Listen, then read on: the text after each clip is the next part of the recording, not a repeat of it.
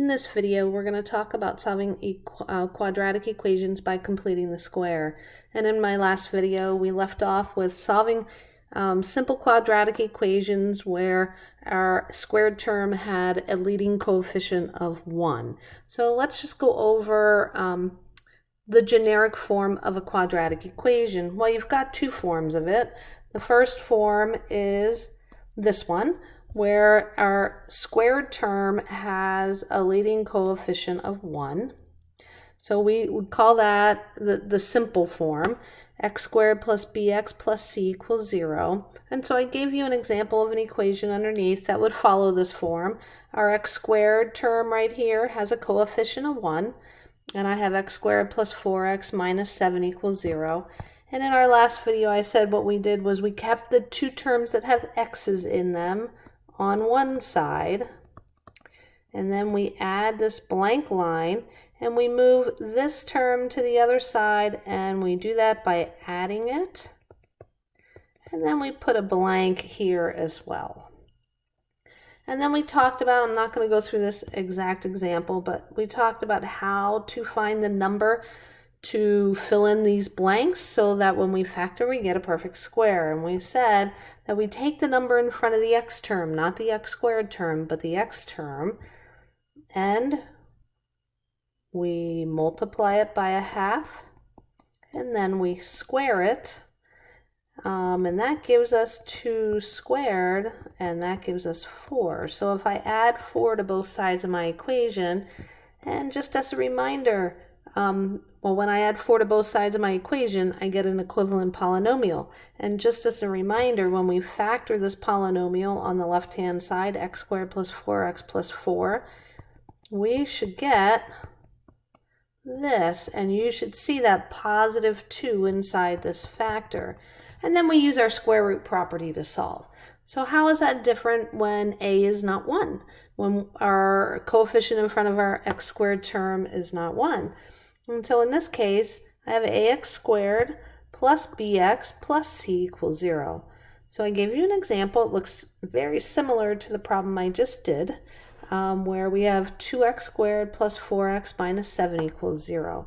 What do we do in this case when our a is not 1? Well, the very first thing we should do is we should divide it out.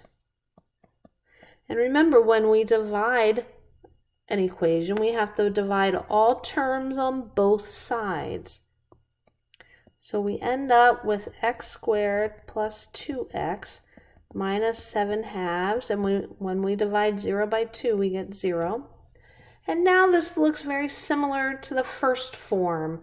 So we're going to move that 7 halves, that negative 7 halves, to the other side by adding it.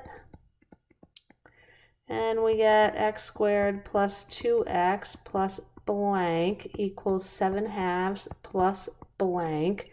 And again, we're going to take a look at the number in front of the x and use that to find the number we add to both sides to make that a perfect square when we factor. So what do I get here? I get 2 times a half. Well, that's just 1 squared is 1. So I'm going to add 1 to both sides. And remember, when I factor the left side, I get a perfect square, and I should see that right there as my number in my factor. And when I add 1, I have to find a common denominator. So 7 plus 1 times 2 is 2, so 9 halves. And then we solve this using the square root property. So I'm going to go ahead. I've got 8 examples here. I may not be able to fit them all on one video, but I'll try. If not, we will have a second video. All right, so the very first example I have is where our a term is 1. Our a value, I have a 1 out here, so I can just go ahead, and I need to get my terms with x both on the same side, and it looks like they both are. So I'm just going to start off by adding that blank to both sides. You know, my number is already moved over to the other side, so I don't even have to bother moving it. So using my property of equality, I'm going to add a number that makes this a perfect square trinomial. So I'm going to find that number in front of my x term, I'm going to multiply it by a half, and then I'm going to square it. So half of 14 is 7. 7 squared is 49, so I'm going to add 49 to both sides. And when I factor this polynomial, I should see this positive 7 down here in my factor. And what's negative 30 plus 49? I could flip it around and say 49 minus 30, that's 19. So now what do? I take the square root of both sides. And remember, when I use that square root property, I can't forget the plus or minus in front. 19 is prime. It does not have any prime factors besides 1 in itself. So when I take the square root of a square, it just gets rid of the square. And then for all of you that remember, we set up two equations. X plus 7 equals positive radical 19, and x plus 7 equals negative radical 19.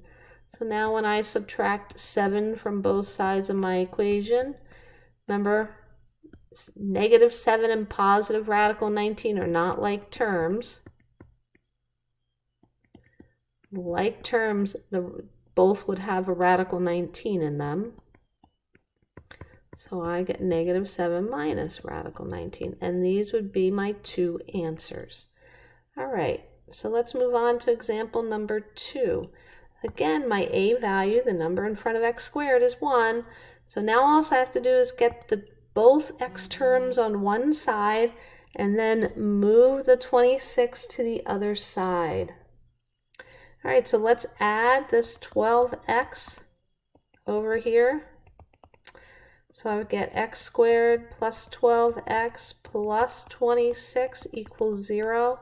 And now let's subtract 26 from both sides. So I get x squared plus 12x plus a blank, don't forget your blank, equals negative 26 plus a blank.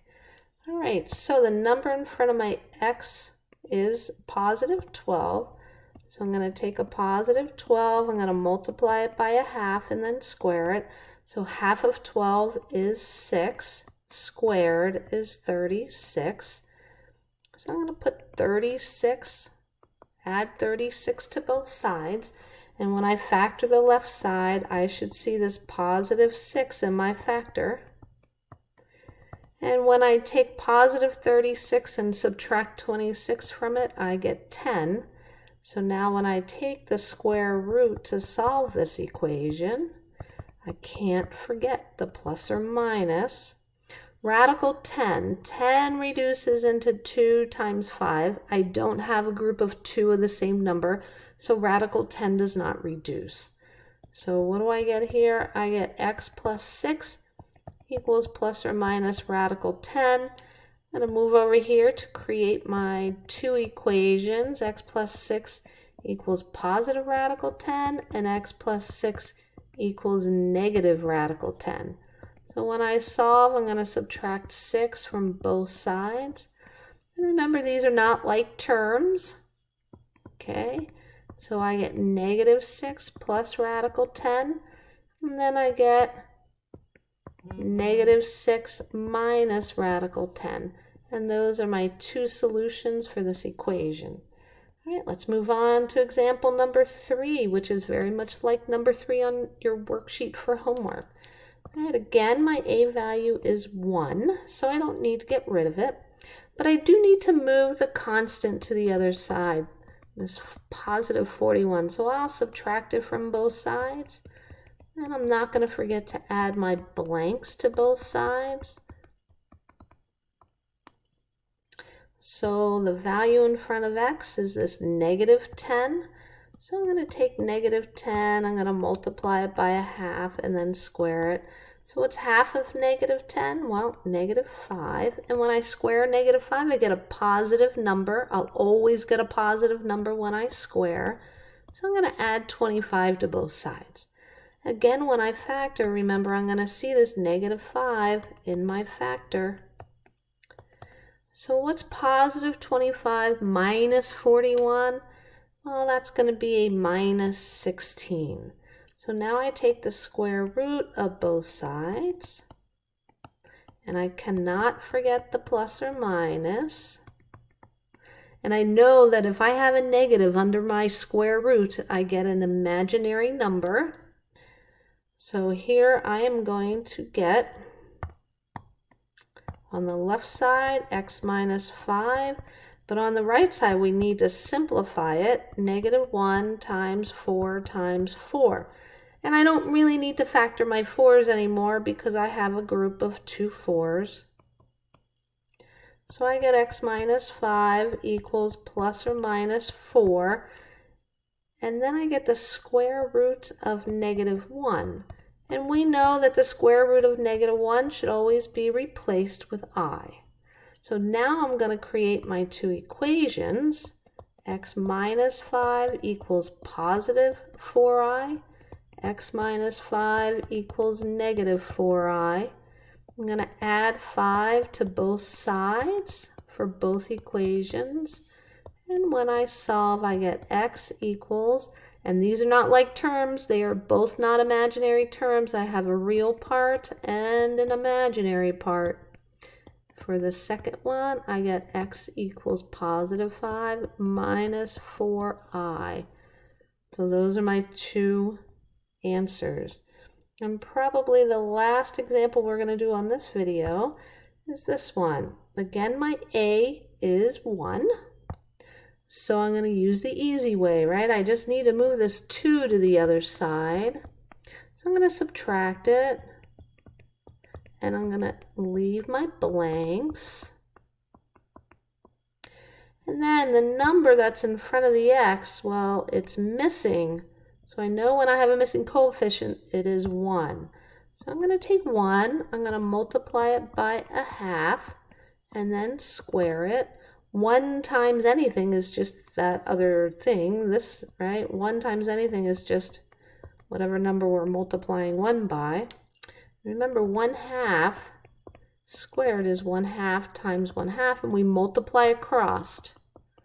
So I'm going to add 1/4 to both sides. And I know it looks like the factoring is going to be hard, but if you remember what I said, I'm going to see this positive 1/2 in my factor, so I don't even have to think about factoring. But now I have a fraction and a whole number, so I have to find a common denominator, and it's going to be 4.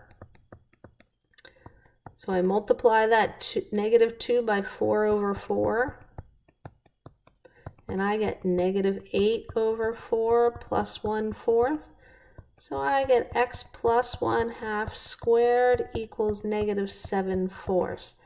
So I'm going to move up here to finish this off. I'm going to take the square root of both sides. And when we have a fraction, I separate the numerator from the denominator. And then I'm going to see if I can simplify it. Again, I have the square root of a negative number, so I know I'm going to have an imaginary answer. So I factor it into -1 times positive 7. And below 4 is just 2 times 2, so that makes it easy to simplify. So I get x plus 1/2 equals, remember the square root of -1 is I, and then I'm left with the 7 under the radical. And in the denominator, I have a group of 2 2's, so I can take that out. And I can't forget my plus or minus. Now I'm going to set up my two equations. So this one's going to equal positive I radical 7.